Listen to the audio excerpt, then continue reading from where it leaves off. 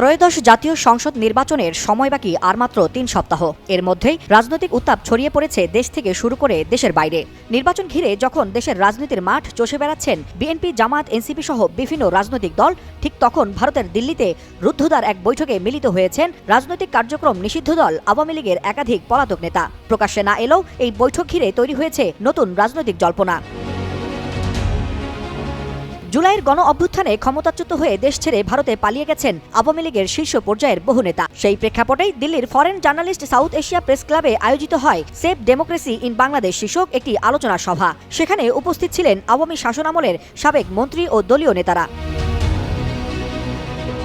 তবে এই বৈঠকে সরাসরি উপস্থিত ছিলেন না আওয়ামী লীগের সভানেত্রী শেখ হাসিনা। আয়োজকদের পক্ষ থেকে জানানো হয় তিনি অনলাইনে যুক্ত থাকলেও কোনো প্রশ্নোত্তর পর্বে অংশ নেননি। তবে সভায় এক পর্যায়ে তার রেকর্ড করা অডিও বার্তা শোনানো হয়, যা উপস্থিত নেতাকর্মীদের মধ্যে আলোড়ন তৈরি করে।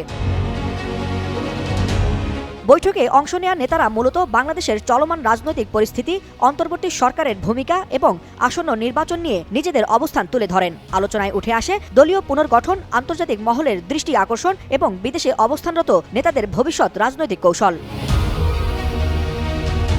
দিল্লিতে এই বৈঠক কেবল একটি সভা নয়, বরং এটি আওয়ামী লীগের পক্ষ থেকে একটি রাজনৈতিক সংকেত, যা দেশের বাইরে বসেই নির্বাচনের আগে বাংলাদেশের রাজনীতিতে প্রভাব বিস্তারের তৎপরতা ও কর্মী সমর্থকদের মনোবল চাঙ্গা করতেই এই প্রচেষ্টা বলে মনে করছেন বিশ্লেষকরা।